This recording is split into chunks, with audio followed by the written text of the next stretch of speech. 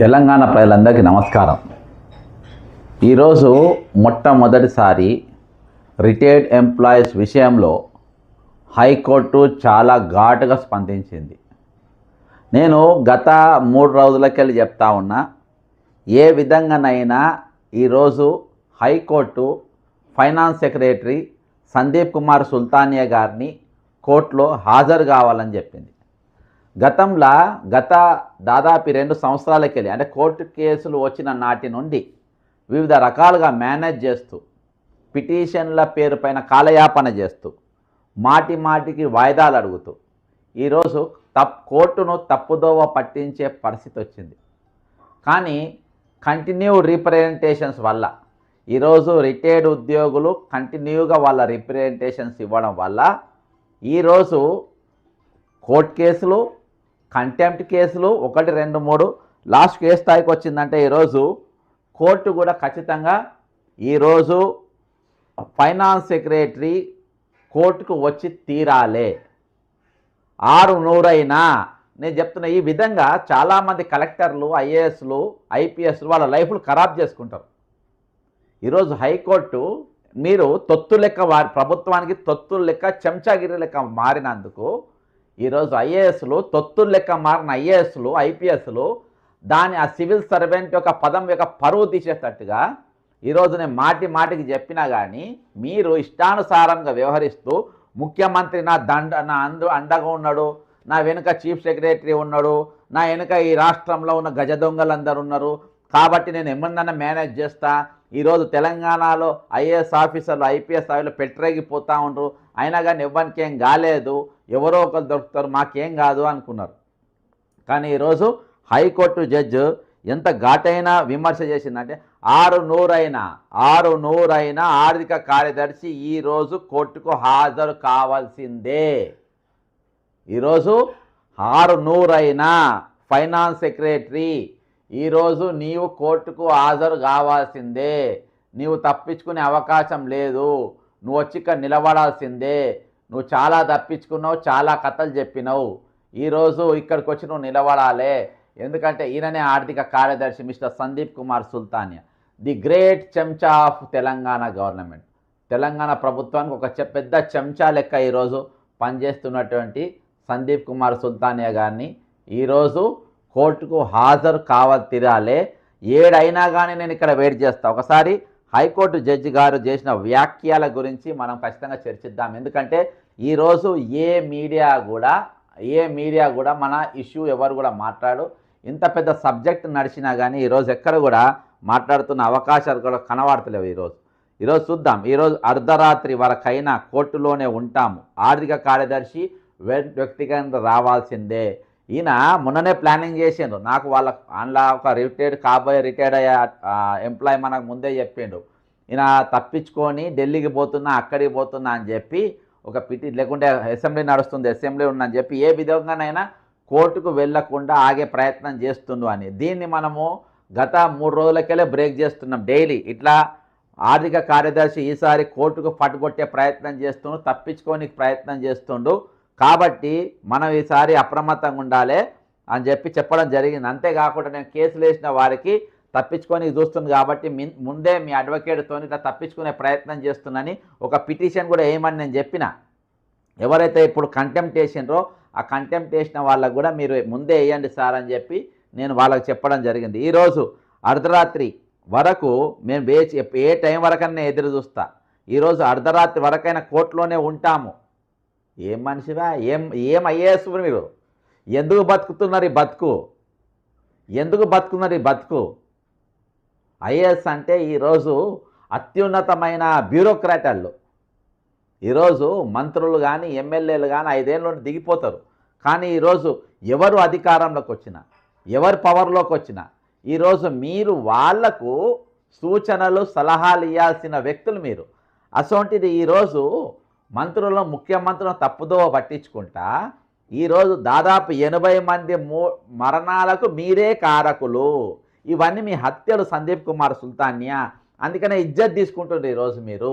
అర్ధరాత్రి వరకైనా నీకోసం ఉంటా మిస్టర్ సందీప్ కుమార్ సుల్తానియా అని ఒక హైకోర్టు జడ్జి గారు అన్నారంటే ఈరోజు నువ్వు ఎంత పెద్ద క్రిమినల్గా ఒక ఐఏఎస్ తయారైందో అర్థం చేసుకోండి. ఎంత పెద్ద క్రిమినల్గా ఈరోజు నిలబడ్డారో అర్థం చేసుకోండి. ఈరోజు అర్ధరాత్రి వరకైనా కోర్టులోనే ఉంటాము. ఆర్థిక కార్యదర్శి వ్యక్తిగతంగా హాజరు కావాల్సిందే. నువ్వు వచ్చి తీరాల్సిందే. నువ్వు తప్పించుకునే అవకాశం లేదు. మిస్టర్ సందీప్ కుమార్ సుల్తానియా, నీ వల్ల 83 మంది ఇదివరకే చచ్చిపోయినరు. మీరు దొంగ మాటలు చెప్పుకొని తప్పించుకుంటుండ్రు. వాళ్ళు దాచిపెట్టుకున్న పైసలు మీరు ఇచ్చేస్తుండ్రు. ప్రభుత్వ ఆర్థిక కార్యదర్శిపై తెలంగాణ హైకోర్టు తీవ్ర ఆగ్రహం వ్యక్తం చేసింది. ఎందుకని బతుకు? ఏం పాటుకు బతుకుతున్నారు మీరు? దేనికోసం బతుకుతున్నారు మీరు? దేనికోసం ఐఏఎస్ అయింది మీరు? నేను గతంలో చెప్పిన వీళ్ళ బిడ్డ పెళ్లికి బిచ్చంలే కడుక్కున్నాడు వీళ్ళు దౌర్భాగ్యులు.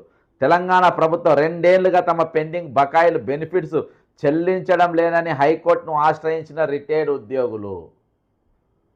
వాళ్ళు దాచిపెట్టుకున్న పైసలు, వాళ్ళ హక్కుగా ఇవ్వాల్సిన పైసలు 700 ఇస్తుండ్రు కదా. ఉద్యోగ సంఘాలు అంటే 700 ఇస్తుండ్రు కదా ప్రతి నెల. ఇంకేంది, పెన్షన్లు ఇస్తుండ్రు కదా, అవి తిని బతకొచ్చు కదా అని ఉద్యోగ సంఘాలు ముందే చెప్తున్నాయి. ఓడు ఏసీబీ కేసుల పైరవి, ఓడేమో మొత్తం పైరవిలే, ఇక చెంచగిరే. ఇక వారికి వెంటనే బెనిఫిట్స్ చెల్లించాలని కోర్టు ఆదేశాలు ఇచ్చినప్పటికీ అమృతయ్య గారు కోర్టు ఆదేశాలు ఇచ్చిండ్రు, కంటెంప్ట్ కూడా వేసిండ్రు. హెడ్ మాస్టర్ అమృతయ్య గారు చనిపోయిన నల్గొండ ఆయన చనిపోయిండు, అర్థమైందా? వెంటనే ఏడాది గడిచిన బెనిఫిట్స్ ఇవ్వకపోవడం ఆర్థిక కార్యదర్శిపై కోర్టు ధిక్కారణ చర్యలు తీసుకోవాలని కోర్టులో పిటిషన్ దాఖలు చేసిన బాధితులు. వీళ్ళందరూ ఏం చేసిండ్రు? మళ్ళా సార్ మీరు ఇచ్చిన జడ్జిమెంట్కు ఇక్కడ వాల్యూ లేకుండా పోయింది. కంటెంప్ట్లు కూడా వీళ్ళు వాయిదాలు తీసుకున్నారు. కోర్టు ధిక్కరణ పైన కూడా ఈరోజు వాయిదాలు తీసుకున్నారు. ఈరోజు సుప్రీంకోర్టులో మనము ఉత్తరాలు రాసినాం, లెటర్ రాసినాం. ఈరోజు అందుకని నేను ఈసారి అసెంబ్లీ అప్పుడు ఏ ఉద్యమం ఎందుకు పిలుపునిస్తలేనంటే, ఈసారి మనము న్యాయశాఖలకు అసెంబ్లీకి అన్నీ కూడా వాళ్ళ ప్రశాంతమైన వాతావరణం ఇద్దాం, వాళ్ళు ఏం చేద్దారో చూద్దామని నేను ఈసారి ఎటువంటి కార్యక్రమాలు నేను తీసుకోలే. ఈరోజు రిటైర్డ్ ఉద్యోగుల తరపున ఎందుకు ఏ కార్యక్రమాలు తీసుకోవాలంటే, రాష్ట్రపతికి వారు ఇచ్చినాం, ప్రధానమంత్రికి ఇచ్చినాం, ఆర్థిక కార్యదర్శికి ఇచ్చినాం, ఈరోజు జాతీయ మానవ హక్కుల కమిషన్లు ఇచ్చినాం.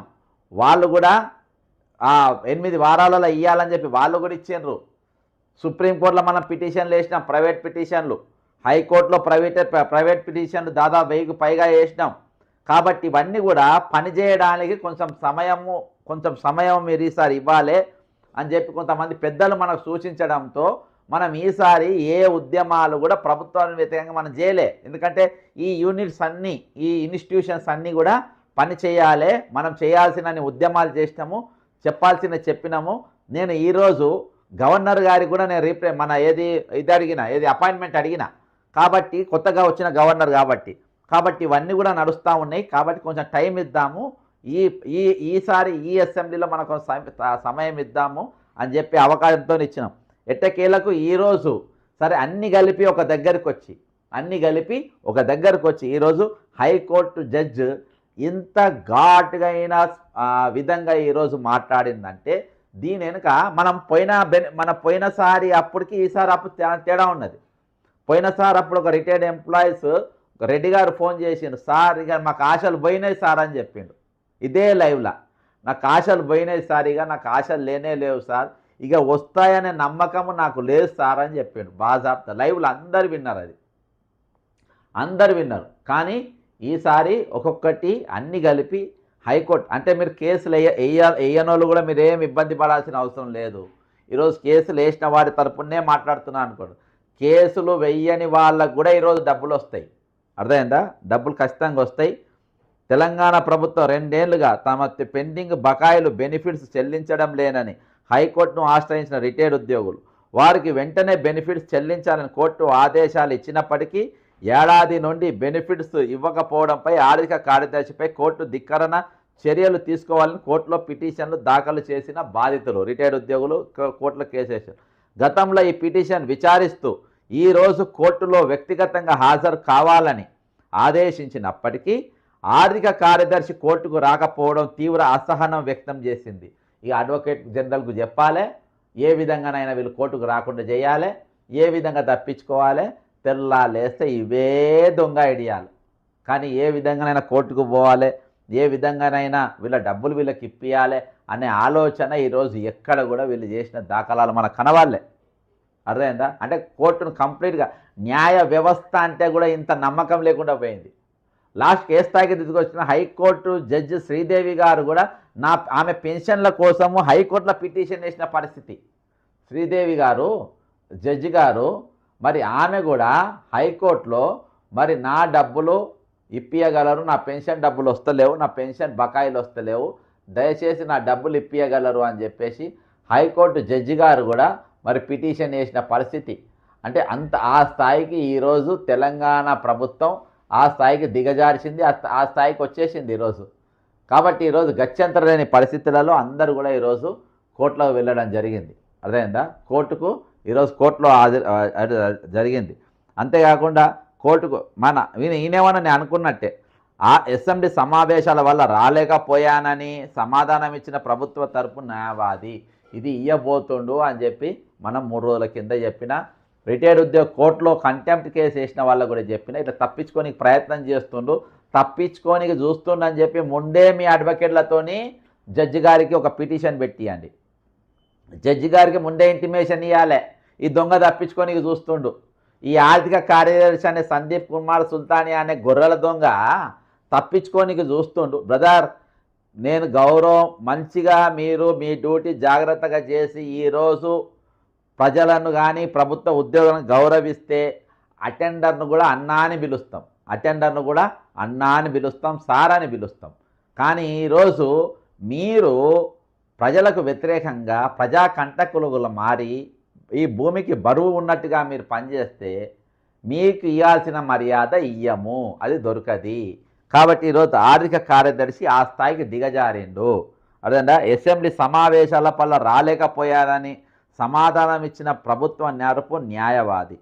అసెంబ్లీ సమావేశాలు ఉన్నాయని ముందే తెలుసు కదా, ఎందుకంటే మనోళ్ళు ముందే పిటిషన్ ఇచ్చింది కాబట్టి ఇది అడిగింది. అసెంబ్లీ సమావేశాలు ఉన్నాయని ముందే తెలుసు కదా, రాలేనని ముందే చెప్తే మినాయింపు ఇచ్చేవాళ్ళం. కానీ ఈరోజు ఎంత రాత్రైనా ఆర్థిక కార్యదర్శి కోర్టులో హాజరు కావాల్సిందేనని ఆగ్రహం వ్యక్తం చేసిన హైకోర్టు న్యాయమూర్తి. ఇలా మిడ్నైట్ వరకు కూడా నేను వేడి చేస్తా అంటే ఈరోజు కార్యదర్శికి పోకుండా జైలు కూడా పోయే అవకాశాలు ఉన్నాయి. ఇక జైలు కూడా పంపుతుంది. ఒకసారి 2 సార్లు కాదు కదా, ఒక్కసారి తప్పించుకుంటున్నామో ఓకే, కానీ ఎప్పుడు తప్పించుకుంటా ఎప్పుడు ఇదే లంగయేషాలు వేసుకుంటా పోతే ఎవరు నమ్ముతారు చెప్పండి? ఎవరు నమ్ముతారు? వీళ్ళను ఎవరు నమ్మరు. జడ్జి గారు తెలంగాణ ప్రభుత్వ ఆర్య కార్యదర్శిపై న్యాయమూర్తి ఎవరు అనుకునే నామవరపు రాజేశ్వరరావు గారు సోమవారం అంటే ఈరోజు ఈ విధంగా ఆయన చాలా సీరియస్గా ఏం చేస్తారు. ఈరోజు వందలాది మంది తెలంగాణ రిటైర్డ్ ఉద్యోగులు, వందలాది మంది తెలంగాణ ప్రభుత్వ ఉద్యోగులు తమ పదవి విరమణ పొంది బకాయిలు దాదాపు 2 ఏళ్ళైన ప్రభుత్వం చెల్లించడం లేదని గత ఏడాది కోర్టును వాళ్ళు పోయినరు. అదేనా కోర్టు వాళ్ళు జడ్జిమెంట్లు ఇచ్చినాను పట్టించుకోవు, వాళ్ళు కంటెంప్ట్ ఇచ్చినాను పట్టించుకోవు. ఎంతమంది ఇంట్రెస్ట్గా ఉన్నారు. పిల్లలకు పెళ్ళిళ్ళు చేసి మా రిటైర్మెంట్ పైసలు రాగానే కట్నాలు ఇస్తామని చెప్పి ఒప్పుకొని ఈరోజు రిటైర్డ్ అయినా 2 ఏళ్ళైనా కానీ ఆ పైసలు ఇవ్వకపోతే ఆ పరిస్థితి ఏం చెప్పండి? ఈరోజు కంపల్సరీ సిపిఎస్ వాళ్ళు కంపల్సరీ పెన్షన్ స్కీమ్ కింద ఉన్నోళ్ళు వాళ్ళ డబ్బులు వాళ్ళ పెన్షన్లు లేకుండా బతుకుతూ ఉన్నారు. ఈరోజు సిపిఎస్ వాళ్ళ మ్యాచింగ్ పైసలు కడతలేరు. వీళ్ళు 3 నెలలు కడితే అక్కడికి వీళ్ళ పైసలు రిలీజ్ అవుతాయి. అవి రాకుండా ఈరోజు ఇష్టానుసారంగా వాడుకున్నటువంటి దౌర్భాగ్యమైన పరిస్థితులలో ఈరోజు ఈ సమాజం ఉన్నది. అందుకు స్పందిస్తూ న్యాయమూర్తి రాజేశ్వరరావు గారు ఆ బకాయిలను సత్వరం చెల్లించాల్సిందేనని జడ్జిమెంట్ ఇచ్చినా కానీ ఈరోజు వాల్యూ లేకుండా పోయింది. అర్థమైందా? ఈరోజు ఎంత దారుణమైన పరిస్థితి అంటే న్యాయ వ్యవస్థ ఇంత ఘాటైన స్పందన అంటే తన్నదాకా మీరు వినాలన్నట్టు. అంటే భౌతికంగా వచ్చి కోర్టు తన్నాల్సిన అవసరం లే. సిగ్గుశరం ఉన్నోనికి ఏం నువ్వు మనిషివేనా అని అంటే నువ్వు పశువు కంటే హీనం అన్నది సమాధానం. నిజంగా ఒక కొంచెమైన ఎథిక్స్ మారల్సు. ఇంత పెద్ద మాట నన్ను అన్నడే అని దేనికా మీ ఐఏఎస్లు, దేనికా మీ ఐపీఎస్లు, దేనికోసం చెప్పండి? దేనికోసం మీరు?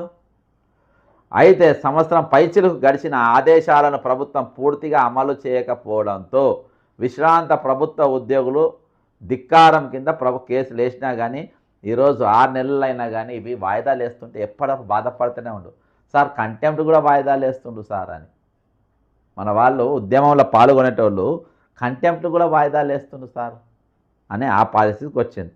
అనేక గడువుల తర్వాత గత గడువు సందర్భంగా న్యాయమూర్తి గారు ప్రభుత్వ ఆర్థిక కార్యదర్శిని వ్యక్తిగతంగా హాజరై కోర్టు ధిక్కారణ నేర ఆరోపణపై వివరణ ఇవ్వాల్సిందిగా ఆదేశిస్తూ ఫామ్ 1 జారీ చేస్తూ దాదాపు 644 కోర్టు ధిక్కారణ కేసులకు ఈరోజు వాయిదా వేశారు.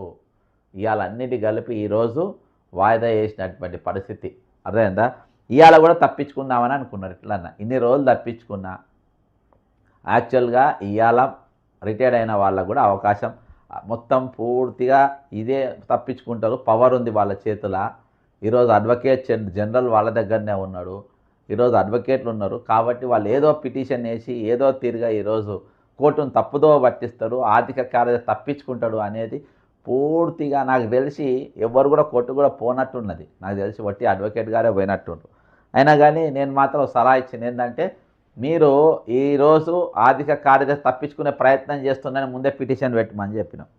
అయితే 644 కోర్టు ధిక్కారణ కేసులు ఉన్న ఈ రోజుకు వాయిదా వేశారు. అయితే ప్రభుత్వ ఆర్థిక కార్యదర్శి మాత్రం సోమవారం నాడు కూడా కోర్టుకు హాజరు కాలేదు. కొంతమంది ప్రభుత్వ ప్రతినిధులు మాత్రం pay and account treasury accounts accountant general ఆఫీసుల తరపున కోర్టుకు హాజరైనారంట. కొంతమంది వాళ్ళు కోర్టు ఆదేశాల అమలు కోసం గతంలో చాలాసార్లు విజయవంతంగా కోర్టు ద్వారా గడువులు పొందిన ప్రభుత్వ న్యాయవాది ఈరోజు కూడా ఆర్థిక కార్యదర్శి కోసం వ్యక్తిగత హాజరు నుండి మినహాయింపు కోరుతూ అభ్యర్థించడంపై న్యాయమూర్తి గారు తీవ్ర ఆగ్రహం వ్యక్తం చేసిండు. తీవ్రంగా ఆగ్రహము వ్యక్తం చేసిండు అని అంటే ఇక అక్కడ గజ్జన వణిగిపోయి ఉండాలి వాళ్ళ అడ్వకేట్. అర్థమైందా? షేక్ అయిపోయి ఉండాలి. ఎందుకనంటే ఈరోజు ఒక అడ్వకేటు ఒక న్యాయమూర్తితోని అంత పెద్ద పదం వాడిన తర్వాత అసలు సమయం అడగనికన్నా సిగ్గుండాలి. అడిగినప్పుడు ఇన్నిసార్లు నాకు ఇచ్చిండు. కోర్టు ధిక్కారం కేసుల ఇన్ని వాయిదాలు ఇవ్వడమే రికార్డు. కోర్టు ధిక్కారం కేసులు ఎప్పుడు వాయిదాలు అనేది ఉండదు. మనం దాన్ని ప్రశ్నించినాం. హైకోర్టు ముందు కూడా మనము దీనిపైన ఒక ప్రెస్ మీటే పెట్టినాం. ఎందుకంటే ఈరోజు సార్ మీరు చెప్పిన మాటలు వీరు వింటలేరు సార్, వీళ్ళ కోర్టు అంటే కూడా గౌరవం లేదు సార్ అని చెప్పి నేను శ్రీధర్రావు గారు మరికొంతమంది కోర్టు ముందుకు పోయి మేము మా యొక్క దీన్ని కోర్టు అని కూడా చూడకుండా మేము పోయి అక్కడ సుందరి మేడం గారు, సుదర్శన్ రెడ్డి గారు, ఇంకో వెనుక మన సార్కు పాపం క్యాన్సర్ వచ్చి ఉండే సారు, ఈరోజు అందరం పోయి అక్కడ పోయి ప్రెస్ మీట్ పెట్టాం. హైకోర్టు ముందు మేము ప్రెస్ మీట్ పెట్టిన పరిస్థితి. అయినా కానీ వీళ్ళు డైరెక్ట్ మేము జడ్జి గారు అక్కడికి వెళ్ళి పోతూ ఉంటారు, మేమందరం ఈ బ్యానర్లు పట్టుకొని అక్కడ నిలబడ్డాం, స్లోగన్లు ఇచ్చుకుంటా మాకు న్యాయం చేయాలని హైకోర్టు ముందు ఇచ్చినాం. హైకోర్టు ముందు కూడా మా నిరసన వ్యక్తం చేసినాము. హైకోర్టు ముందు కూడా మాకు రావాల్సిన బకాయిలు మాకు ఇస్తలేరు అని చెప్పేసి నిరసన వ్యక్తం చేసినాము. అంటే అంత సాహసానికి కూడా దిగినాము. కోర్టు మమ్మల్ని ఏం చేసినా పర్వాలేదు, మమ్మల్ని జైలుకు పంపినా పర్వాలేదు అని కోర్టు ముందే మేము పోయి జడ్జి గారు పోయే సమయానికి అక్కడ మేము నిలబడాలని పొద్దుగాల 9:30కే మేము అందరం పోయి రిటైర్డ్ ఎంప్లాయీస్ అందరం పోయి అక్కడ ఉన్న కాడికి అందరం పోయి అక్కడ మేము నిలబడి జడ్జి గారు పోతూ ఉంటే అక్కడ బాజాప్తా కోర్టు గేటు ముందు మెయిన్ గేటు ముందే మేము ప్రెస్ మీట్ పెట్టినాము. అక్కడ మన బాధలు మన ఇబ్బందులన్నీ కూడా అక్కడ మనం తెలియజేయడం జరిగింది. ఈరోజు మీరు ఇచ్చిన జడ్జిమెంట్ను కూడా వీళ్ళు ఈ దుర్మార్గులు పట్టించుకుంటలేరు. వీళ్ళు రాబందులు లాంటి నాయకులు ఈరోజు తెలంగాణను పట్టి పీడిస్తున్నారని చెప్పేసి నేను ఇవ్వడం జరిగింది. ఎంతమంది ఈరోజు దాఖన్ల పాలయ్యారు. ఈరోజు ఎక్కడ ఈ రాష్ట్రంలో గత 2 సంవత్సరాలు లేని చర్చ ఈ దాదాపు ఈ 3-4 నెలల పాటు నేను ఎప్పుడైతే ఈ సబ్జెక్టు తీసుకున్న నాటి నుండి ఈ రోజు వరకు ఎవరిని చూసినా రిటైర్మెంట్ ఎంప్లాయీస్ చర్చ సబ్జెక్ట్ తప్ప వేరే సబ్జెక్ట్ ఎక్కడ నడుస్తలేదు. రిటైర్మెంట్ ఎంప్లాయీస్ సబ్జెక్ట్ ఈరోజు బాజాప్తా నడుస్తుంది. అందులో భాగంగా మరి గత అసెంబ్లీ సెషన్స్లో బీజేపీ మళ్ళీ హరీష్ రావు మాత్రమే, ఈసారి బీజేపీ హరీష్ రావు గారు, వివేక్ గారు, కేటీఆర్ గారు, ఈరోజు సిపిఐ దాదాపు అన్ని పార్టీలు కూడా ఈరోజు అసెంబ్లీలో చాలా బలంగా వాళ్ళు తమ వాణిని వినిపించడం జరిగింది. రిటైర్డ్ ఉద్యోగుల తరపున దాదాపు 83 మంది చనిపోయారు మన దగ్గర ఉన్న రికార్డు ప్రకారం. ఈరోజు చెలో అసెంబ్లీలు అయినాయి, చెలో గవర్నర్లు అయినాయి, చెలో సిఏ మన ఏజీ ఆఫీస్ అయింది, చెలో సెక్రటరియట్ అయింది, కోర్టు దగ్గర నిరసనలు తెలిపినాం, చెలో ఢిల్లీ పోయినాం. ఈరోజు ఎక్కడ ఏ కార్యక్రమం తక్కువ చేసినాం? ఈరోజు ఎక్కడ పోయినా కానీ ప్రతిరోజు లైవ్ పెట్టినాం. అయినా కానీ ఈరోజు ఎక్కడ చూసినా ఈ చర్చ జరగడం, ఇది కోర్టులో కూడా జడ్జిల చెవుల దాకా వెళ్ళడం, దీనిపైన ఖచ్చితంగా వాళ్ళకు న్యాయం చేయాలి మనం అనే ఉద్దేశంతో ఈరోజు అర్ధరాత్రి వరకైనా నేను వెయిట్ చేస్తా. Mister Sandeep Kumar Sultania, you have to come, నువ్వు ఖచ్చితంగా వచ్చి తీరాలి. ఇంకా సమయం అడగనికి, మాటికి సమయం అడగడానికి సందీప్ కుమార్ సుల్తానియా అనేటోడు ఎంత దుర్మార్గుడు అంటే, ఒక ఖమ్మంలో ఒక కేసు, ఒకరికి ల్యాండ్ ఎక్వేషన్ పైసలు ఇవ్వాలని హైకోర్టుకి జడ్జిమెంట్ ఇస్తే మీరు సుప్రీంకోర్టుకు పోయి వేసుకోమని చెప్పినట్ట ఈ మునగాడు. కలెక్టర్కు, ఖమ్మం కలెక్టర్కు, జాయింట్ కలెక్టర్కు సుప్రీంకోర్టుకు పోయి సవాల్ చేయండి. మీరు డబ్బులు ఇవ్వద్దు, వాళ్ళకు డబ్బులు ఇవ్వద్దు. ఎందుకంటే వాళ్ళ ప్రాణాలంటే విలువ లేదు. వీళ్ళకు లక్షల జీతాలు వస్తాయి. వీళ్ళ బిడ్డల పెళ్ళి అయితే ఈయన సందీప్ కుమార్ సుల్తాన్ అనేటోడు గొర్రెల స్కామ్లో కీలక పాత్రధారులు వీళ్ళంతా. ఇసొంటోళ్ళని తీసుకొచ్చుకొని పెట్టుకున్నారు రేవంత్ రెడ్డి గారు. గొర్రెల స్కామ్లో కీలక పాత్రధారులు. మరి ఆ గొర్రెల స్కామ్ ఏమైందో మరి ఆయనే చెప్పాలి. బకాయిలు చెల్లించాల్సిందిగా కోర్టు గత ఏడాది ఆదేశాలు ఇచ్చిన వాటిని ఇప్పటి వరకు పూర్తిగా ప్రభుత్వం అమలు పరచలేదు. కోర్టు ధిక్కార నేర ఆరోపణలపై నోటీసులు జారీ చేసినా కూడా 6 నెలలు దాటింది. ఈ కాలంలోనే 10ల సంఖ్యలో విశ్రాంతి ఉద్యోగులు మరణించారు. ఇలా అమృతయ్య గారు ఒకరు, అర్థమైందా? అమృతయ్య గారు కొంతమందితోని ఉద్యమం టర్నింగ్ పాయింట్, వాళ్ళ ఇంటికి పోయిన అమృతయ్య గారు ఇంటికి పోయిన, అర్థమైందా? ఇంటికి పోయిన వాళ్ళ బకాయిలు చెందుకొని 6 నెలలుగా దాటిన కాలంలో 10ల సంఖ్యలో విశ్రాంతి ఉద్యోగులు మరణించిన వార్తలు వచ్చాయి. వ్యక్తిగతంగా ఈరోజు హాజరు ఎట్టి పరిస్థితులైనా కావాల్సిందే గత గడువు నాడు ఈ కోర్టు ఆదేశించింది. అయినా కూడా తాను హాజరు కాకపోవడం పట్ల ఉపేక్షించేది లేదు అని న్యాయమూర్తి రాజేశ్వరరావు గారు అన్నారు. ప్రభుత్వ ఆర్థిక కార్యదర్శి ఈరోజు ఇప్పుడు నడుస్తుంది, ఇప్పుడు హైకోర్టులో ఇది ఉన్నది, అర్థమైందా? ఈరోజు అసెంబ్లీలో బడ్జెట్ సమావేశాలలో మునిగి ఉన్నారని, కోర్టుకు రాలేకపోయానని, అందుకే ఈలోపు వ్యక్తిగత హాజరుని మినహాయింపు కోరుతూ ఈరోజు కోర్టుకు ఉదయం విన్నవించినప్పుడు న్యాయవాది తెలిపారు. అసెంబ్లీ సమావేశాలు ఉన్న సంగతి వాళ్ళకు ముందే తెలిసినందున అలాంటి విన్నపం ఏమైనా ఉంటే ముందే చెప్పాలి కదా. మరి ఏదైనా ఉంటే అయితే యాక్చువల్గా ఢిల్లీ పోతున్నాను తప్పించుకుందాం అనుకోండు.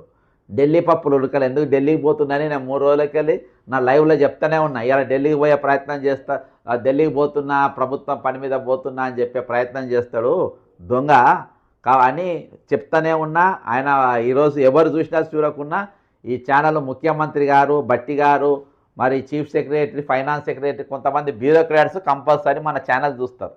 అందులో ఎంతమంది లైవ్లు ఉన్నా ఇవాళ ఇది కూడా వాళ్ళ దగ్గర చేరుతూ ఉంటుంది.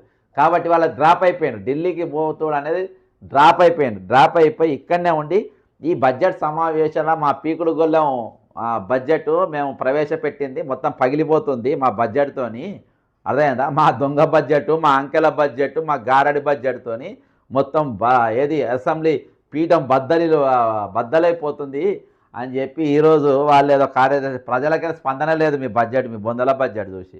అసెంబ్లీ సమావేశాలు ఉన్న సంగతి వాళ్ళకు ముందే తెలిసినందున అలాంటి విన్నపం ఏదైనా ఉంటే ముందే సమర్పించి ఉంటే కోర్టు దాన్ని పరిగణలోకి తీసుకునే అవకాశము ఉండేది. అలా చేయకపోవడాన్ని ఈరోజు మాత్రం ఉపేక్షించేది లేదని న్యాయమూర్తి గారు స్పష్టంగా చెప్పారు. ఈరోజు 6 ప్రభుత్వ ఆర్థిక కార్యదర్శి కోర్టుకు వ్యక్తిగతంగా హాజరు కావాలంటే ఈరోజు అర్ధరాత్రి వరకైనా ఉంటాం. ఒకవేళ సందీప్ కుమార్ సుల్తానియా గారు చాలా బిజీ పర్సన్, నాకంటే బిజీ, న్యాయమూర్తి కంటే బిజీ, రాష్ట్రపతి కంటే బిజీ, ముఖ్యమంత్రి కంటే బిజీ, అందరికంటే బిజీగా ఉన్నా కాబట్టి ఆయన బిజీ అంతా అయిపోయాక అర్ధరాత్రి రమ్మను. అర్ధరాత్రి వరకు కూడా నేను కోర్టులోనే ఉంటా, మిడ్ నైట్ వరకు కూడా నేను గదిలో ఇక్కడికి వెళ్ళి మిడ్ నైట్ వరకు నేను కూర్చుంటా. కాబట్టి ఏ విధంగానైనా మీరు వచ్చి తీరాల్సిందే, మీరు రావాల్సిందే.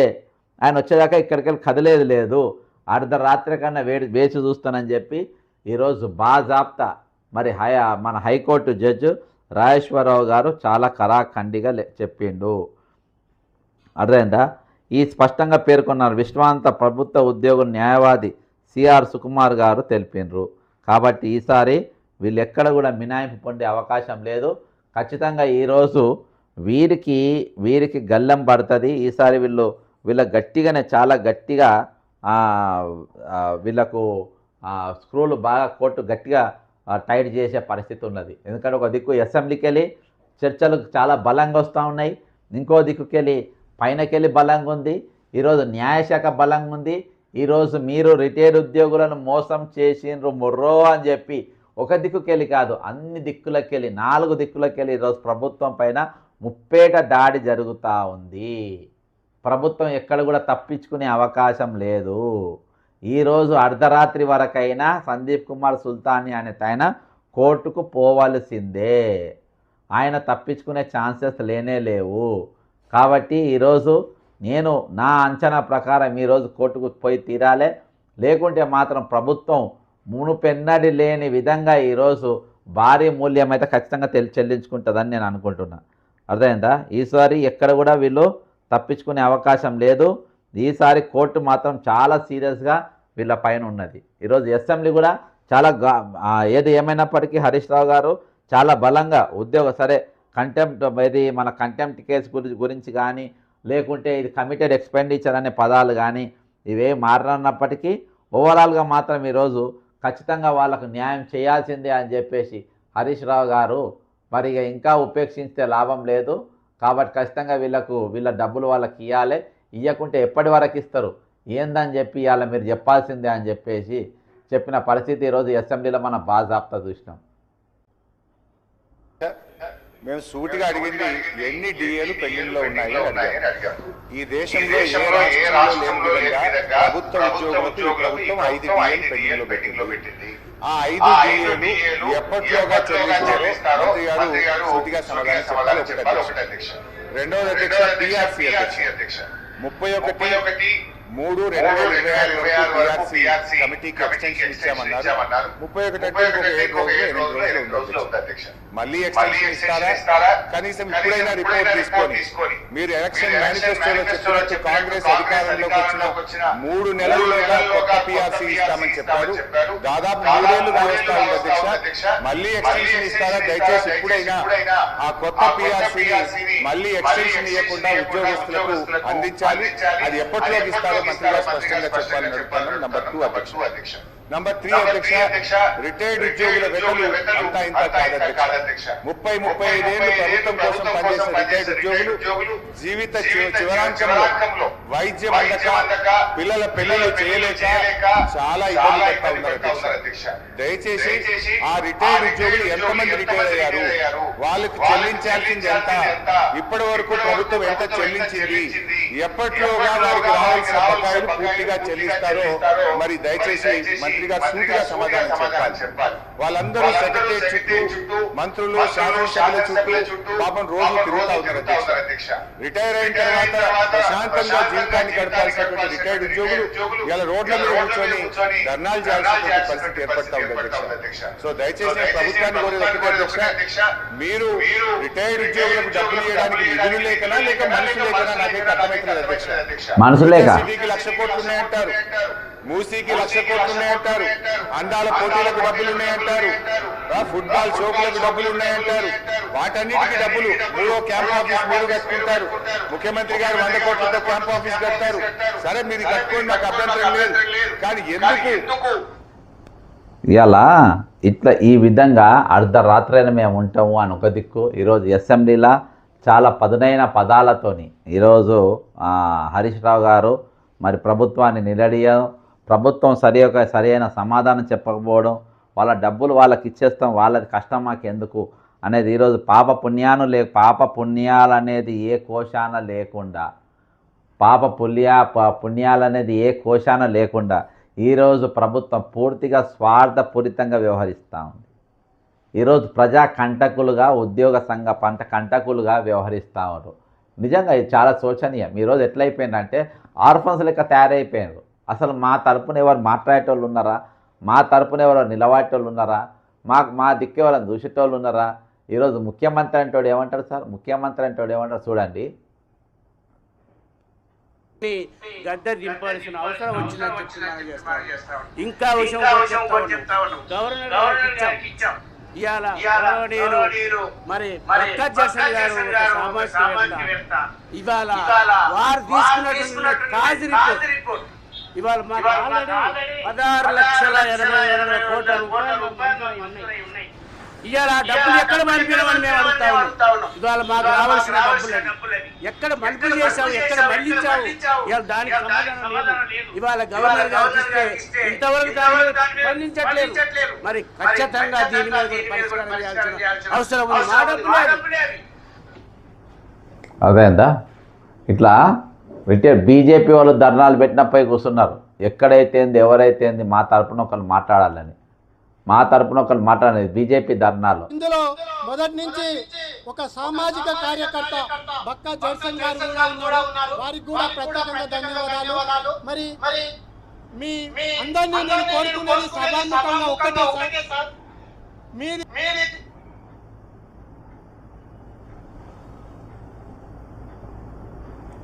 ఈరోజు వాళ్ళ డబ్బులు వాళ్ళకి ఇవ్వాలని ఈరోజు అందరూ కూడా మాట్లాడితే, ఈరోజు రిటైర్డ్ ఉద్యోగుల సంగతి ఏంది? రిటైర్డ్ ఉద్యోగుల తరపున మాట్లాడాల్సిన సంఘాలు ఈరోజు ఎట్లా తయారైపోయినాయంటే పూర్తిగా స్వార్థంతో ఈరోజు ప్రభుత్వ చెంచాగిరి లెక్క చేసుకుంటా ఈరోజు ప్రభుత్వానికి ఒక స్పూన్ లెక్క పనిచేసినటువంటి పరిస్థితి. వాళ్ళు ఏమైనా పర్వాలేదు, మేము మాత్రం చాలా సంతోషంగా ఉన్నాం. చూడండి వీళ్ళు ప్రజల పక్షాన ఉద్యమకారులుగా, అధికారులుగా యావత్ తెలంగాణ గెజిట్ అధికారులు 87,000 మంది గెజిట్ అధికారుల పక్షాన, అదేవిధంగా జేఏసీ 15,20,000 మంది ఉద్యోగుల తరఫున మీకు తల వంచి నమస్కారం చేసుకుంటూ, ముఖ్యంగా మేము అడిగేది మీకు తెలియని సమస్య కాదు. మా మీద కింది స్థాయిలో ఆ డిఏ విషయం కావచ్చు, పిఎల్సీ కావచ్చు, హెల్త్ కార్డ్స్ కావచ్చు, సిపిఎస్ కావచ్చు, శుద్ర పూజలు చేస్తున్నారు వాట్సాప్ లో. కాకపోతే మీరు అతీత శక్తి కాబట్టి మీకేం కాదు, కానీ మాకైతే ఇబ్బందిగా ఉందన్న. మేము అడిగేది ఒకటే, మా సంఘపరంగా అడిగేవి 3 డిమాండ్లు ఉన్నాయి. మాకు తెలంగాణ గెజిట్ అధికారులుగా ఎక్కడ కూడా సంఘ భవనాలు లేవు. అన్ని సంఘాలకి భవనాలు ఉన్నాయి, ఆస్తులు ఉన్నాయి. తెలంగాణ గెజిట్ అధికారులుగా మేము అంతా కూడా సంచార జాతిలాగా ఉంటాం. ఒక జిల్లాలో 2 ఏళ్ల కంటే ఎక్కువ పనిచేయం. మాకు అయితే 2 సంవత్సరాలు అయిపోయింది కాబట్టి రికగ్నిషన్ ఒకటి అడుగుతా ఉన్న సంఘానికి. ఇక మిగతా మా గెజిట్ అధికారుల సంఘం తరఫున మేము ఎప్పుడు కూడా మీకు ఫ్రంట్ ఎండ్ సైనికులు. ఏ స్కీమ్ అయినా ఏదైనా సక్సెస్ చేసే బాధ్యత మాది. అవసరమైతే హాలిడేస్ అయినా సంఘాలు మొత్తం చెంచాగిరి లెక్క, ఈ ప్రభుత్వానికి చెంచాగిరి లెక్క, ఈ ప్రభుత్వానికి పోలింగ్ ఏజెంట్ల లెక్క ఈరోజు వాళ్ళు మాట్లాడినారు. అర్థమైందా? ఈరోజు వాళ్ళు ఏజెంట్ లెక్క మాట్లాడారు. రిటైర్డ్ ఉద్యోగుల తరపున కానీ, ఈ ప్రభుత్వ ఉద్యోగుల తరపున కానీ, సిపిఎస్గా కానీ ప్రభుత్వానికి ఒక నోటీస్ ఇచ్చిన దాఖలాలు లేవు. ఒక గట్టి బలంగా మీతో మేము ఫైట్ చేస్తామని ఒక పిలుపు పిలిచిన పరిస్థితి లేదు. ఇవాళకి మేము పెన్ డౌన్ చేయమని చెప్పి ఎన్నిసార్లు విన్నవించుకున్నా కానీ ఒక్కసారి కూడా వీరు విన్నవించుకునే పరిస్థితి లేదు. ఇది కంప్లీట్గా తాబేర్లా లెక్క తయారైపోయి ఏజెంట్లకు ఏ బూత్లో ఎన్నెన్ని నోట్లు ఇప్పిస్తామని చెప్పేసి మాట్లాడినటువంటి దౌర్భాగ్యమైన పరిస్థితికి ఈరోజు వాళ్ళు దిగజారిను. నిజంగా చాలా బాధాకరమైన విషయం. ఎందుకంటే వీళ్ళు కార్యకర్తలు లెక్క పనిచేసారు. సార్ ఈరోజు ఇంతమంది చచ్చిపోతుండ్రు, వాళ్ళ పైసలు వాళ్ళకి ఇద్దాము, వాళ్ళ ఉసురు మనం దాకద్దు, వాళ్ళు మన సేవ చేసిండ్రు సార్, లేకుంటే ఒక దిక్కట్లా అని ఇంకో దిక్కెళ్ళి ఖచ్చితంగా మేము ఇక ప్రభుత్వం పైన మేము ఉద్యమం చేసి తీరుతామని చెప్పి వాళ్ళ మీద పోరాటం చేయాల్సిన పరిస్థితి పక్కన పెట్టి ఈరోజు మొత్తం చెంచాల లెక్క తయారైపోయి వాళ్ళకు పూడికం చేసిన పరిస్థితి మనము గతంలో మనం చూసినాం. వీళ్ళపైన ఎలక్షన్ ఏజెంట్ లెక్క పనిచేసిందని చెప్పి ఎలక్షన్ కమిషన్లో కూడా ఫిర్యాదు చేసినా కానీ ఇప్పటి వరకు ఎటువంటి చర్యలు ఈ దుర్మార్గుల మీద లేదు. ఎందుకంటే వీళ్ళకు ఎవరిపైన కూడా ఏం ప్రేమ లేదు, ఎవరి మీద కూడా ఎవరికి వీళ్ళకి మనము మద్దతుగా నిలబడదాం, వీళ్ళతో మనం బలంగా నిలబడదాం, వీళ్ళకి సపోర్ట్ చేద్దాం, నిన్నదాకా మనతో ఉద్యోగం చేసిన వాళ్ళు అని చెప్పి ఇంత ఆలోచన కూడా వీళ్ళు లేకుండా ఈరోజు వాళ్ళు ప్రభుత్వం పైన విరుచుకుపడే పరిస్థితి. నిజంగా ఈరోజు మాత్రం ఖచ్చితంగా కోర్టుకి వెళ్ళి మాత్రం ఒక న్యాయమైన జడ్జిమెంట్ వస్తుందని చెప్పి మేము ఆశాభావం వ్యక్తం చేస్తున్నాం ప్రతి ఒక్కళ్ళు. ఎందుకంటే ప్రభుత్వం పైన ఈరోజు చాలా ఘాటైన మాటలు ఈరోజు ప్రభుత్వం ప్రయోగించింది. ఈరోజు ఎవరు మాట్లాడినా కానీ అరే మా గురించి ఏమైనా మాట్లాడతారు కావచ్చు, మా గురించి ఏమైనా అవకాశాలు వస్తాయి కావచ్చు అని చెప్పి చూసిన పరిస్థితి. ఒకసారి ఉద్యోగ సంఘాల కథ వినండి. అప్పుడు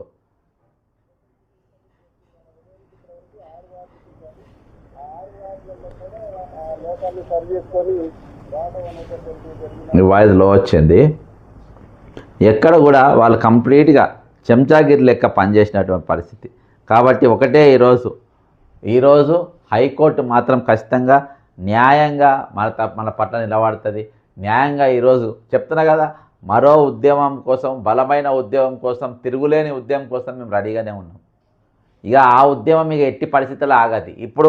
ఇప్పుడున్న ఇన్స్టిట్యూషన్స్ పైన ఈరోజు కోర్టుకెళ్ళే కానీ, లేకుంటే రాష్ట్రపతికి వెళ్ళే కానీ, గవర్నర్కి వెళ్ళే కానీ, మానవ హక్కుల కమిషన్కి వెళ్ళి కానీ, ఇట్లా మనం ఎంతమందిని ఆశ్రయించినామో వాళ్ళందరూ కూడా మరి ఈ నెల రోజులల్లో ఇప్పుడంటే అంత బడ్జెట్ సెషన్స్ కాబట్టి ఈ బడ్జెట్ శాంక్షన్ అవుతున్న తరుణంలో ఇక్కడికి వెళ్ళి ఏ విధంగా స్పందన ఉండబోతుంది అనేది ఈ నెలంతా వేచి చూసిన తర్వాత ఖచ్చితంగా ఈ ఆర్థిక సంవత్సరంలో మరి ఒకవేళ వీళ్ళ పైసలగిన పూర్తి స్థాయిలో ఏకకాలం అనే చెల్లింపులు జరగకుంటే ఖచ్చితంగా మనం చాలా బలమైన ఉద్యమంగా మనం మారబోతున్నాం. ఖచ్చితంగా బలమైన ఉద్యమం మనం చేపడతాం. ఎవరు ఏమి చేసుకున్నా, ఎవరు ఏ విధంగా మాట్లాడకపోయినా కానీ మన పని పక్కాగా చెప్తాం. అబ్దుల్ గనీభాయ్ సీఎంకు బుద్ధి లేకుంటే ఐఏఎస్ ఆఫీసర్కు చెప్పే ఇప్పిస్తుంది, పోయి సీఎంను జంకుతున్నారంట. హరీష్ రావు అడిగిన ప్రశ్నకు బట్టి విక్రమార్క గారు సమాధానం ఇవ్వడానికి కూడా రావట్లేదు. ఏమయ్యా, ఎందుకు నేను బండి కొనక గారు మీరు ఉప ముఖ్యమంత్రి, ఆర్థిక మంత్రి కూడా దగ్గర కమిషన్ల కోసం పెట్టుకోండి. ఎందుకు పెట్టుకుంటారు? 50 ఏళ్లలో ఎన్నడూ చూడలేని పద్ధతులు చూస్తున్నాం. తెలంగాణ ఏర్పడ్డాకనే ఇవన్నీ మనం చూస్తాను. జడ్జి గారు మీకు శతకోటి వందనాలు. మా రిటైర్డ్ ఎంప్లాయీస్ బెనిఫిట్స్ గురించి న్యాయం చేయండి జడ్జి గారు. The CM CS both offered resignation immediate. ఇద్దరు రాజీనామా చేయాలని డిమాండ్ చేస్తున్నారు. కోటగిరి అశోక్ గారు. అరే అశోక్ గారికి గడుపుతాం. అయితే ఈరోజు పరిస్థితి ఏంటంటే అసలు న్యాయమూర్తి గారు ఖచ్చితంగా ఈరోజు రాత్రి వరకు ఖచ్చితంగా రావాలని మరి ఆదేశించిండు. మరి ఆదేశాలను మరి ఈరోజు ఏ విధంగానైనా పోతాడా, ఏ విధంగానైనా తప్పించుకుంటాడా అనేది మనం వేసి చూడాలి. అర్థమైందా? ఇద్దరు రాజీనామా చేయాలి. చాలా ముదురు గవర్నమెంటు చాలా ముదురు గవర్నమెంటు. దొంగల కామెంట్. ముదురు గవర్నమెంటు చాలా ముదురు గవర్నమెంట్ దొంగల మాదిరి తెలంగాణను దోపిడీ చేస్తున్నారు. పాపం వీళ్ళు డబ్బులు ఢిల్లీకి పంపక కొట్టాలి. Very pathetic situation. కోర్టు ఒకటే శరణ్ రిటైర్డ్ పీపుల్కు. కోర్టుకు పోని వాళ్ళు ఏం చెయ్యాలి? Please settle retirement benefits immediately. Send to gel. Sir నమస్కారం సార్. చెప్పండి సార్ లైవ్లో ఉన్నాము. అయితే సార్ ఇలా కోర్టు అంటే నావవరపు రాజేశ్వరరావు గారు మనం నిన్న చెప్పినట్టే తప్పించుకునే ప్రయత్నం చేస్తున్నాం కదా. తప్పించుకునే ప్రయత్నం చేసిండు. నేను అసెంబ్లీలో చాలా బిజీగా ఉన్నా అని అంటే ఈ బిజీ అనేది మరి నువ్వే ముందస్తు పిటిషన్ వేయాలి కదా. ఇవాళ ఎట్లా చెప్తారా పిల్లగా, నువ్వు మధ్యాహ్నం ఏ రాత్రి అయినా ఇవాళ రావాల్సిందే, మధ్యరాత్రి అయినా వెయిట్ చేస్తానని అంటుండ్రు. ఇవాళ ఎట్లుంటుంది సార్? అంటే మామూలుగా ఇప్పుడు ఆయన కోర్టుకు అర్ధరాత్రి అయినా ఖచ్చితంగా పోవాల్సిందేనా? పోకుంటే పరిస్థితి ఎట్లుంటుంది? పోతే పరిస్థితి ఎట్లుంటుంది? ఇప్పుడు సిచ్యువేషన్ ఎక్కడ ఉందంటే పీక్ లో ఉంది. కోర్టు ఆ పరిస్థితి, కోర్టు డెస్పరేట్ గా అర్ధరాత్రి అయినా ఉంటారమ్మంది. అయినా కానీ నేను బిజీగా ఉన్నా ఏం చెప్తున్నాడంటే ఇక్కడ సిగ్గులేని వస్తా. ఒక రకంగా జడ్జి కూడా అర్ధరాత్రి ఉంటారు, ఎందుకు రేపు రా అని చెప్పొచ్చు, కానీ అర్ధరాత్రి ఉంటాను అంటున్నాడు. ఉండి ఇప్పుడు ఒరిగేది ఏంటి అనేది కంటే ముందు ఏంటంటే ఈ గవర్నమెంట్ ఇమ్మీడియట్ రద్దు చేయాలి. గవర్నమెంట్ ఆఫ్ ఇండియా నుంచో లేకుంటే గవర్నర్ చర్యలు తీసుకోకపోతే. సార్ ఒక్క నిమిషాన్ని మీకు మళ్ళీ వస్తా సార్. కోర్టుకెళ్ళి ఫోన్ చేస్తుండ్రు మన రిటైర్డ్ ఎంప్లాయీ. ఎప్పుడే చేస్తారు.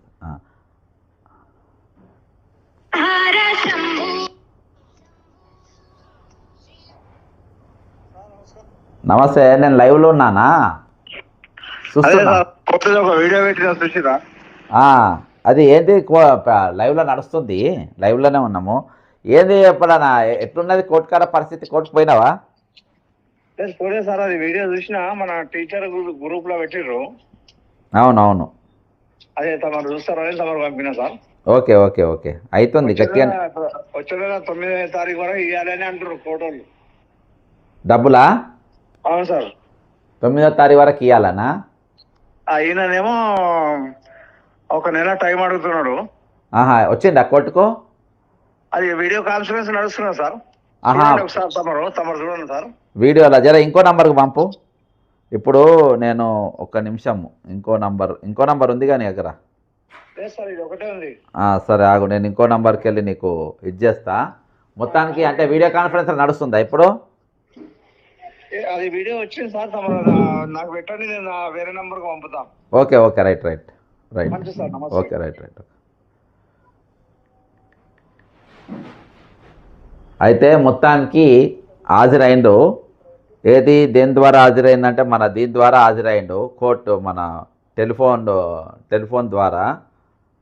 కాబట్టి ఖచ్చితంగా ఈరోజు రావాలనన్నాం. మొత్తానికి కోర్టు రప్పించింది. అంటే ఆన్లైన్లో వచ్చిందంట. ఆన్లైన్లో వచ్చి ఇంకా నెల రోజులు ఏదో టైం అడిగిందని చెప్పి ఇది చేసిండ్రు. ఒక్క నిమిషం. ఇది ఎవరైనా లైవ్ రావాల్సిన అనుకుంటే లైవ్లో రండి. కోర్టుకు హాజరైన వాళ్ళు 9866323813, 9866323813. ఓకేనా? దానికి మీరు హాజరు కండి. ఒకసారి మళ్ళొకసారి అశోక్ గారిని లైన్లో తీసుకుందాం ఈరోజు. ఎందుకంటే ఆన్లైన్లో వచ్చిందట సార్. అయితే ఆన్లైన్లో వచ్చిందట సార్, కోర్టుకు హాజరైందంట. ఆన్లైన్లో హాజరై ఇంకొక నెల రోజుల పాటు టైం అడిగిందంట కోర్టు కేసులు వేసిన వాళ్లకు. మన తరపున అడ్వకేట్ ఏమో 9వ తారీఖు వరకే ఇవ్వాలి అని చెప్పి వాళ్ళు చెప్పిందట. మొత్తానికైతే కోర్టుకైతే ఆన్లైన్లో హాజరైందట. కంటి తుడుసు ఏరియా, సిగ్గులేని ఏరియా. అంతే కదా. తెచ్చుకొని ఇప్పుడు ఆ పరిస్థితి తెచ్చుకోవడమే ఒక దరిద్రం. తెచ్చుకొని మళ్ళీ ఆన్లైన్లో రాయటే కోర్టు ఒప్పుకోకూడదు. ఎందుకు ఒప్పుకోవాలి? పేమెంట్ కదా అక్కడ కావాల్సింది. నీ హాజరు అంటే ఎందుకు అడిగింది court?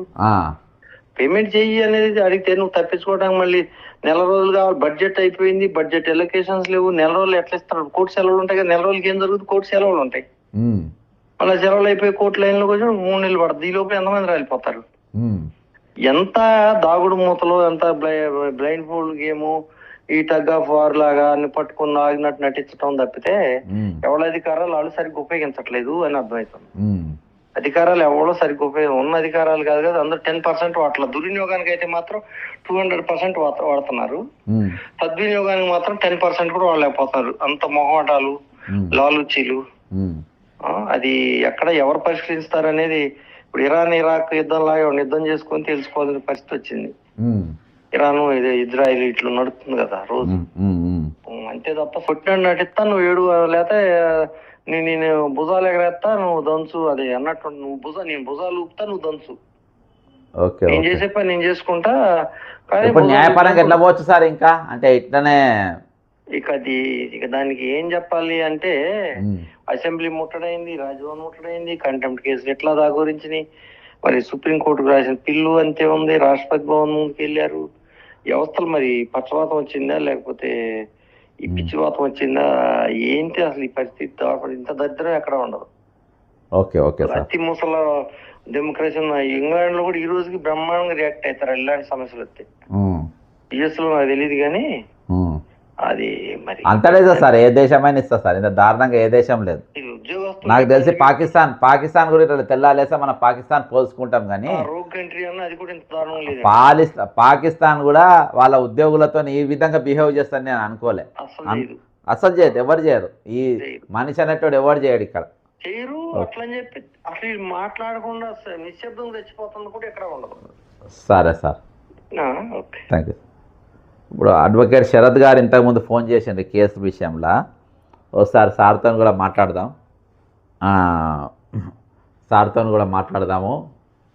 Sir retired employees case ఏమైంది అని అంటే వాళ్ళంతా కేసు వేసిన తర్వాత మన దగ్గరకు వచ్చిండ్రు, అదో వాళ్ళు రాలేదని చెప్పి నేను చెప్పడం జరిగింది. ఈరోజు ముఖ్యంగా ఏంటనంటే పరిస్థితి ఎట్లా దారుణంగా ఉందంటే ఈరోజు రిటైర్మెంట్ ఎంప్లాయీస్ వాళ్ళు కంటితుడుపు చర్య లెక్కనే ఉన్నది. నిజంగా కోర్టు కూడా వీళ్లకు సమయం ఇవ్వద్దు. ఎందుకు ఇవ్వాలి సార్? ఇప్పుడు రావాల్సిందే, అర్ధరాత్రి వెయిట్ చేసాం, రావాల్సిందే, వచ్చేసేది ఉండే. ఇంకో ఒక్క నిమిషం, ఇగో Sir, it will be, as I said, sir, my submission, sir, that if 30 days time is Sandeep Kumar Sultane గారి వాయిస్ కోర్టుకి ఇస్తుంది. if court is insisting, sir, I will pay by 31st, but then I may have to start paying, sir. Why you are using word insisting? It is your mandatory duty. You have to pay the amount for the And I will do it, employees. sir. If it is mandatory, I will do it, sir.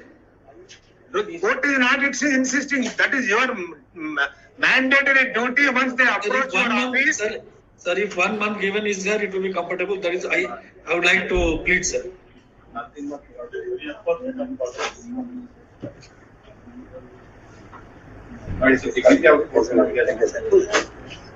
కోర్టులో జరిగిన వాదనలో but in fact he is saying 31st March.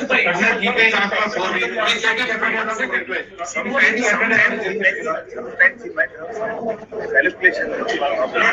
It is 1 day for them. 1 day for them. If they want to do it, 1 day they can do it. Computers are ready. Every calculator, they have passed the clear the token numbers.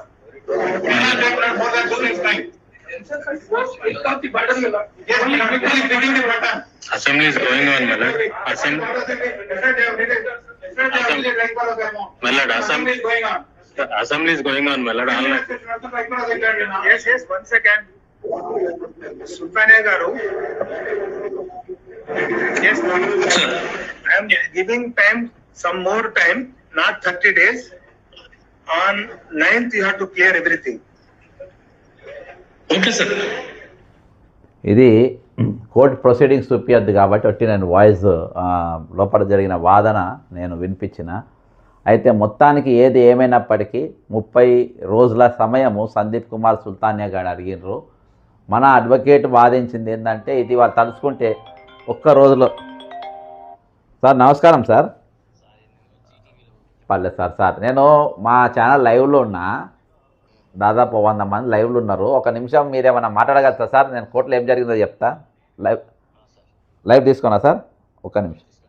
Advocate Sarath గారు లైన్లో ఉన్నారు ఇప్పుడు. Sir అయితే ఈరోజు హైకోర్టులో sir ఇప్పుడే finance secretary వచ్చిండు sir. అవును, వచ్చి ముద్దతు పెట్టినాడు, ఇచ్చేస్తామని, డబ్బులు ఇస్తామని చెప్పినాడు. 30 రోజులు టైం అడిగినారు, వీళ్ళు 9వ తారీఖు వరకు ఇద్దామన్నారు సార్.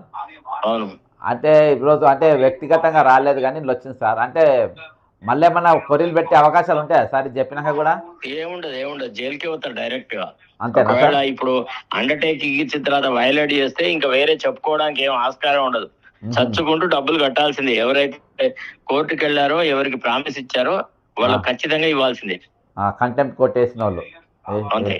సార్ ఇక రానోళ్ళు మళ్ళీ ఇప్పుడు ఇప్పటిదాకా రానోళ్ళు కోర్టులో కేసులు వేసుకోవచ్చు కదా సార్? మళ్ళీ కోర్టులో కేసులు వేసుకోవాలి, డిమాండ్ చేసుకోవాలి, అంతే. సిమిలర్ రిలీఫ్ కోసమని.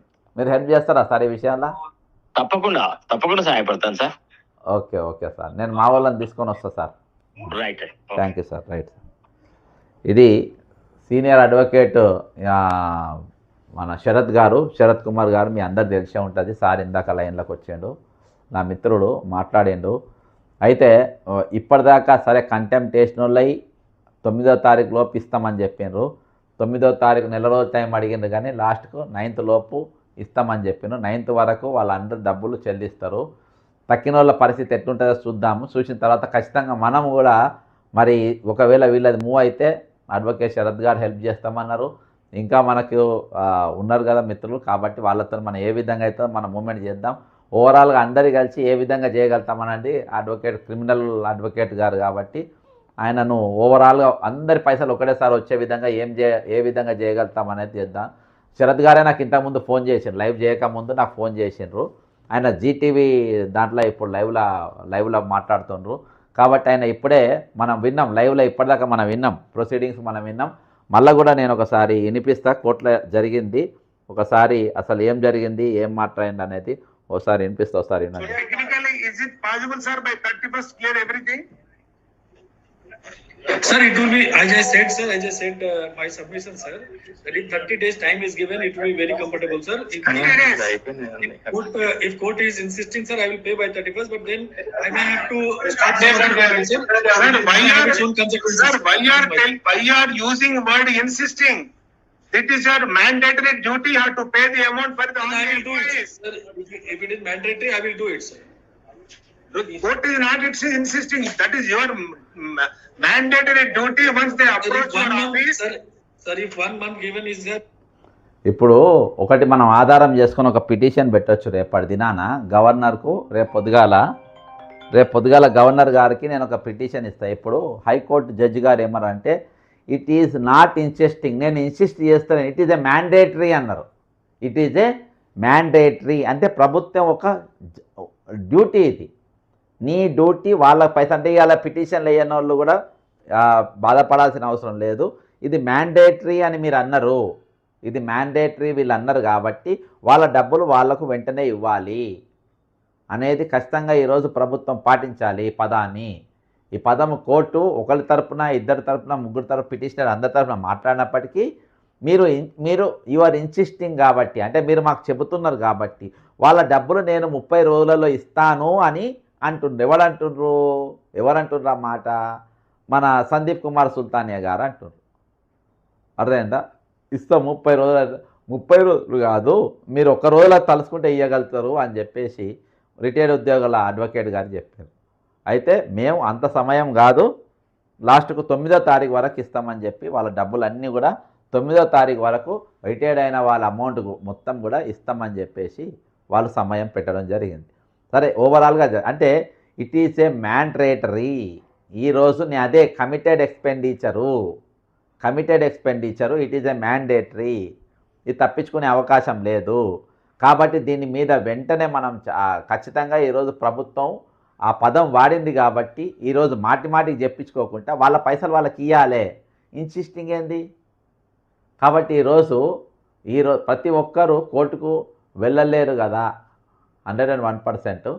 ఖచ్చితంగా మనం ప్రత్యామ్నాయ మార్గం అనేది మనం చూద్దాము. నేను తెలిసి ఎందుకంటే ఇలా చాలా క్లియర్గా జడ్జి గారు ఒక జడ్జిమెంట్ ఏమి ఇచ్చిందంటే ఇది ఒకవేళ మనం ఇది కూడా ఆలోచించాలి. వాళ్ళు ఇచ్చిన డైరెక్షన్ మీద సుప్రీంకోర్టుకి ఏమైనా ఛాలెంజ్ చేస్తారో కూడా చూడాలి. ఎందుకంటే దుర్మార్గులు ఇవాళ 9వ తారీఖు వరకు టైం అడిగినరు, రేపు అక్కడికి పోతారేమో అది కూడా చూసుకోవాలి. సుప్రీంకోర్టుకి వెళ్ళి ఏమైనా రిలీఫ్ తెచ్చుకునే ప్రయత్నం చేస్తారా? మా ఆర్థిక పరిస్థితి బాగాలేదని.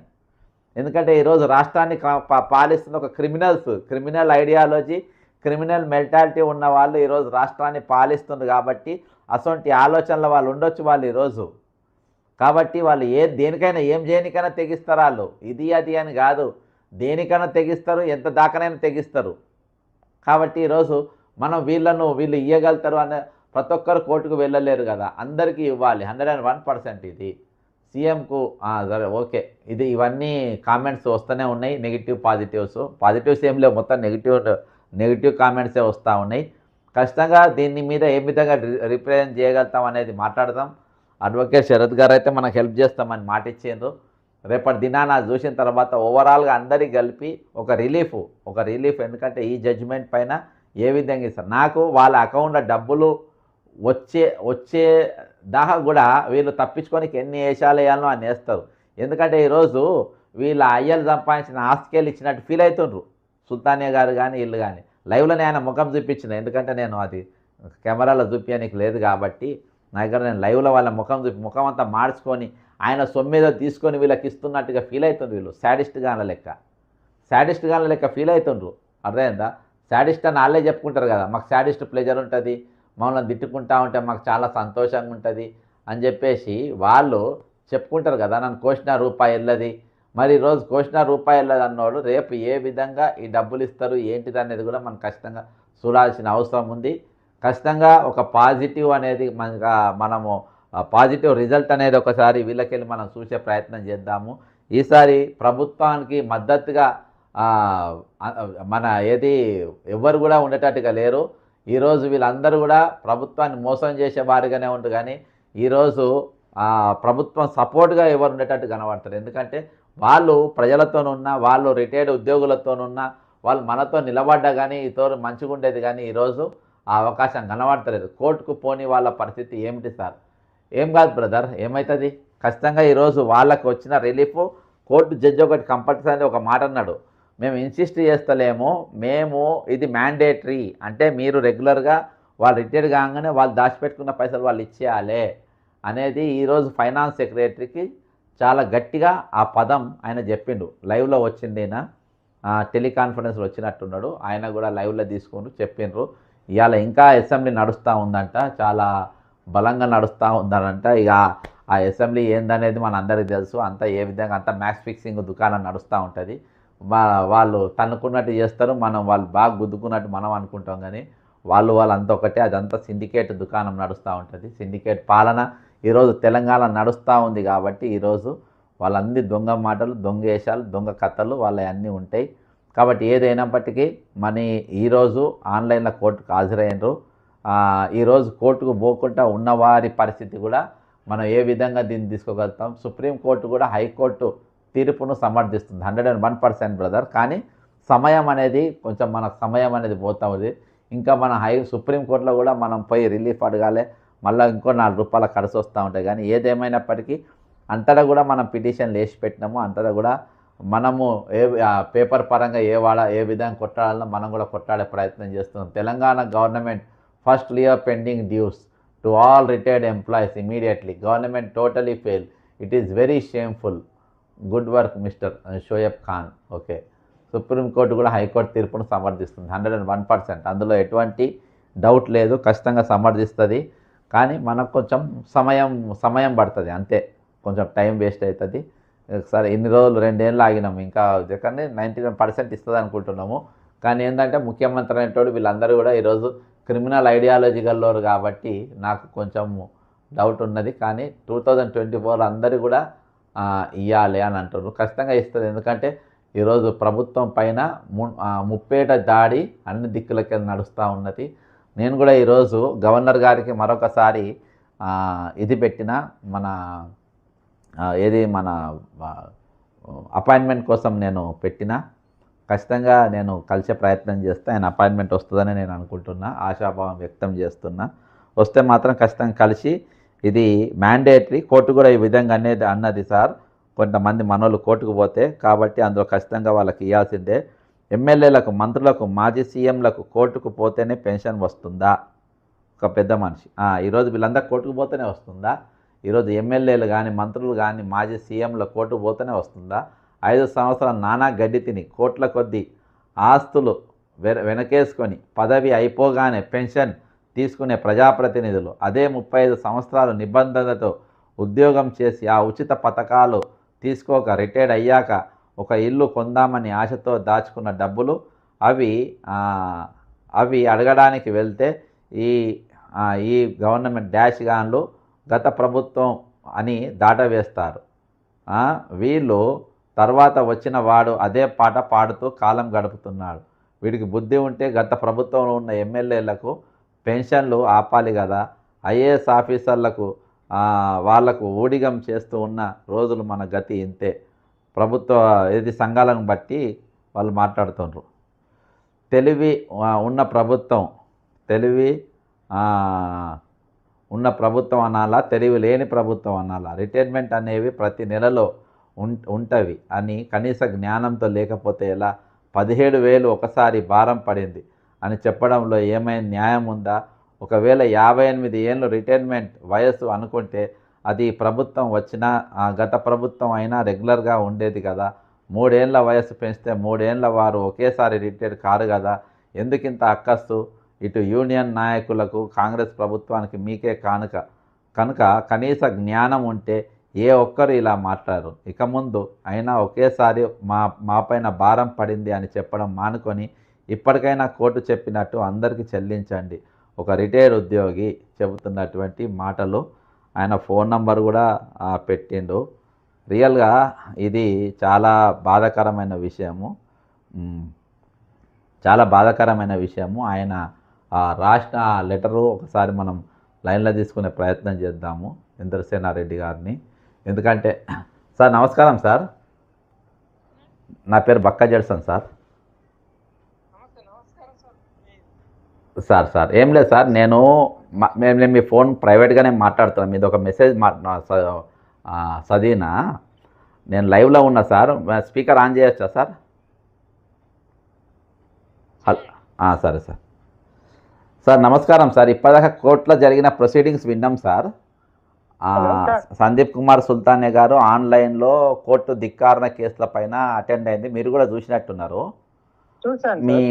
మీరు పంపిన పాయింట్స్ చదివిన అందరికి చెల్లించాలి అనేది కోర్టు ఒక మంచి పదం వాడింది సార్. సార్ మీరు ఇన్సిస్ట్ చేస్తుండ్రు కాబట్టి నేను ఇస్తాను అని అన్నాడు. ఇన్సిస్టింగ్ కాదు, అది మీ మ్యాండేటరీ అని జడ్జి గారు అన్నారు.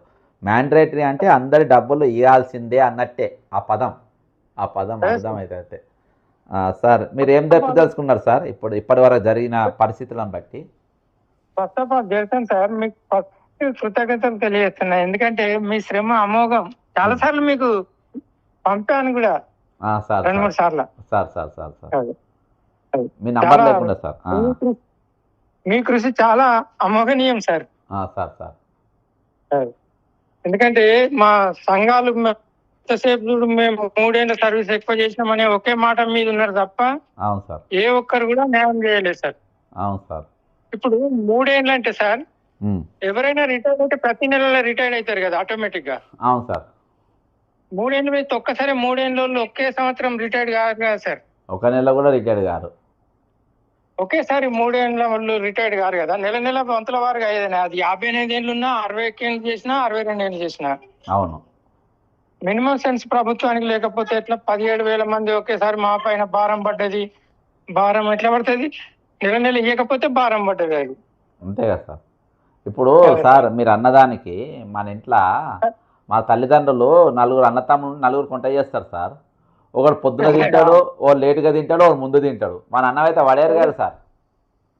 ఎట్లా పడేస్తారు సార్? అట్లా రిటైర్మెంట్ పైసలు అప్పుడైనా ఇప్పుడైనా ఇవ్వాల్సిందే కదా. దాచిపెట్టుకున్న పైసలు కదా అవి, నువ్వు పుణ్యానికి ఇచ్చేటి కాదు కదా.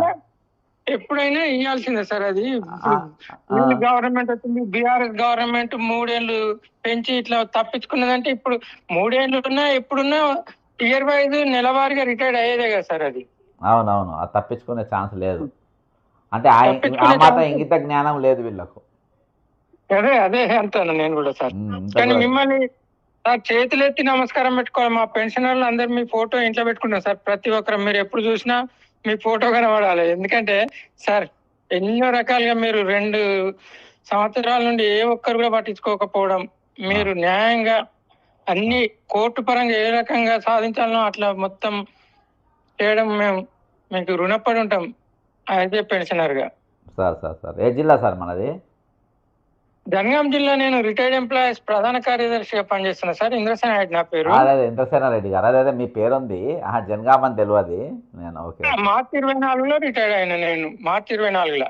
Okay sir. ఇప్పటి వరకు కూడా పూర్తి బకాయిలు రాలేదు. ఇంకా ఎన్కాష్మెంట్ ఆఫ్ లీవ్ రావాలి. అప్పుడు కూడా ఏమైంది సార్ అంటే, అప్పుడు ఈ సంఘాలు ఏర్పడక ముందే నేను మార్చిలో రిటైర్డ్ అయినా కాబట్టి మే వరకు రిటైర్డ్ అయిన ఒక ఫామ్ చేసిన సార్ సంఘంగా. ఉమ్మడి జిల్లా ప్రెసిడెంట్ ఉండి ఇప్పుడు ఎమ్మెల్సీ నర్సిరెడ్డి గారు ఒక 16 మంది వాళ్ళ సంఘంలో వేయించుకున్నారు సార్. అప్పుడు 16 మందికి ఆయన ఎమ్మెల్సీ ఉన్నప్పుడు వాళ్ళ యూనియన్ వాళ్ళ ఇచ్చిండ్రు. అవన్నీ తీసుకపోయి నేను శాంతకుమార్ దగ్గర పెడితే అప్పుడు మా మార్చల్లో ఉమ్మడి ఆంధ్రప్రదేశ్ గ్రాట్యుటీ కాంపిటీషన్ వేసిండ్రు అప్పుడు. ఆ రకంగా మా కొన్ని మార్చల్లో అప్పుడు క్రెడిట్ అయినాయి మాకు. ఇంకా కొన్ని మిగిలిపోయినాయి. అవి ఇప్పటి వరకు పోరాటం చేస్తూనే ఉన్నాం. ఇంకా అంతేనా సార్? కోర్టులో కేసు వేసినా సార్ మీరు? వేసిన సార్. కోర్టే దీనికి అదే ఉంది. అది నేను అప్పుడు 16 మంది యుగేందర్ రెడ్డి దగ్గర 16 మంది నేనే వేసిన సార్ తీసుకుపోయి. అందులో 12 మందికి మొత్తం క్లియర్ అయినాయి సార్. ఒక 4 మిగిలిపోయినాం మేము. ఇంకా 4 రావాలి. ఆ 4 ఇప్పుడు నాదొక ఎన్కాష్మెంట్ లీవే రావాలి సార్. ఒక 10 lakhs రావాలి అంతే. 90% వచ్చింది, 10% రావాలి ఇంకా. అంటే నేను అప్పుడే సాధించుకున్నా సార్. అప్పుడే నేను శాంతకుమార్ మేడం ఉన్నప్పుడే మా ఫైట్ చేసి సాధించుకున్నాం. ఇప్పుడైతే అంత ఈజీగా కాకపోవు. ఇప్పుడు అంత ఈజీ కాకపోవు. అప్పుడు మన ఫాల్స్ దొరకబట్టినాం. ఎందుకంటే మా తర్వాత రిటైర్డ్ అయిన వాళ్ళు క్లెయిమ్ అయినాయి, మావి కాలేదు అక్కడ. Okay sir. ఈ ఈకుబేర్ వల్ల ఇష్టం వచ్చినట్టు ఆడుకుంటారు వెనక ముందు వెనకకు. ఇంకో పేరు ఎవరికి ఏం చేస్తాను అనేది తెలుస్తలేదు అది మొత్తం. అదే పెద్ద గోల్మాల్ అది. Sir okay sir, thank you sir. Thank you sir, thank you very much. ఇది ఇంద్రసేనారెడ్డి గారు, రిటైర్డ్ ఉద్యోగుల సంఘాల ప్రధాన కార్యదర్శి, జనగాం జిల్లా. ఆయన అభిప్రాయం ఈ విధంగా చెప్పిండు. ఓవరాల్గా ఏంటంటే ఈరోజు అందరి బెనిఫిట్స్ కూడా ఏకకాలంలో ఇవ్వాలి. ప్రభుత్వం ఇంకా చెప్పించుకునే ప్రయత్నం చెప్పకండి, ఇంకా సిగ్గు తీసుకోకండి, ఇంకా సిగ్గు తీసుకునే ప్రయత్నం చేయకండి. ఇప్పటికైనా మారే ప్రయత్నం చేయండి. మనుషులకి ఆలోచించండి, నీతులు మాట్లాడు కాదు. ఈరోజు మేధావులు మాట్లాడలే, రిటైర్ ఉద్యోగ సంఘాలు మన ఉద్యోగ సంఘాలు మాట్లాడలే. రిటైర్ ఉద్యోగ సంఘాలు వాళ్ళ పోరాటం వాళ్ళు చేస్తుండ్రు.